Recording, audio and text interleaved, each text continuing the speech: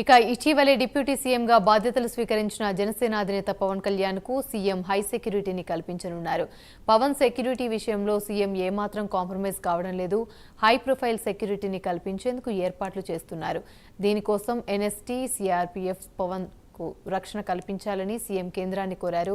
దాంతో నుంచి కేంద్ర బలగాలతో జనసేన అధినేతకు రక్షణ కల్పించనున్నారు. అంతేకాకుండా పవన్ కు కల్పించిన కాన్వాయ్లో జామర్ వాహనాన్ని ఉంచనున్నారు.